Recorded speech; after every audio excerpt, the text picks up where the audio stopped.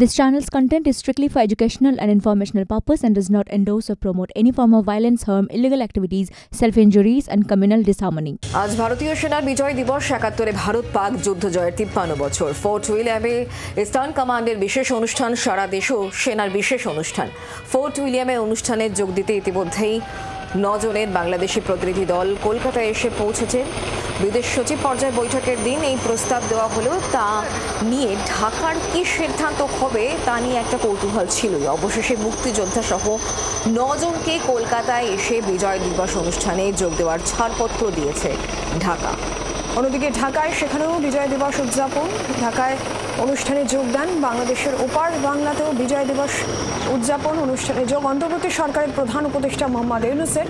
জাতীয় স্মৃতিসৌধে বীর শহীদদের প্রতি শ্রদ্ধা রাষ্ট্রপতির।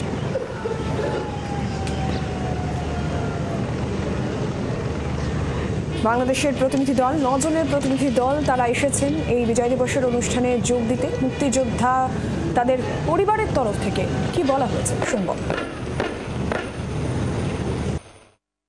ও তো সে মুক্তিযুদ্ধে চলে গেছে, ও তো আর বাসায় ছিল না। ওরা সব বাইরে কি করেছে, মাঠে ঘাটে, মানে ও অত্যাধিক কষ্ট করেছে, অত্যাধিক যুদ্ধ এটা সেটা কি করেছে, ওর কাছ থেকে ও বলবে, ও সব জানে, সব ঠিক হয়ে যাবে ইনশাল্লাহ। আমরা আশা করি, আশাবাদী। সামান্য কিছু ভুল ত্রুটি হয় মানুষের। বাংলাদেশ সেনা প্রতিনিধি তরফ থেকে ঠিক কি বলা হচ্ছে শোনাবো। কলকাতার শহর তো খুবই সুন্দর, মানুষগুলো অত্যন্ত মধুর, অমায়িক। মনে তো হচ্ছে না বদলাবে, কারণ এগুলো তো বদলানোর ব্যাপার না। অশান্তি নিশ্চয়ই শান্তি ফিরে আসবে। নাগরিক হিসাবে তো খুবই, সবাই তো ভালোই আছে, নইলে তো আসতেই পারতাম না। বাংলাদেশ সেনার ব্রিগেডিয়ার জেনারেল আমিরুর রহমান, তার বক্তব্য আমরা পেয়েছি, শুনব।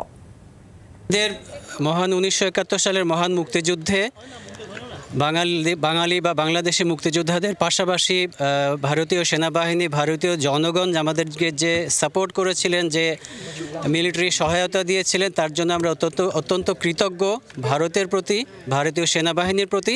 এবং যে বন্ধুত্ব রচিত হয়েছে সেই তখন থেকেই আমরা নিশ্চিত এই বন্ধুত্বটা আজীবন চলবে, পৃথিবী যতদিন থাকবে। বাংলার আওয়াজ, বাঙালির আবেগ, জি ২৪ ঘন্টা।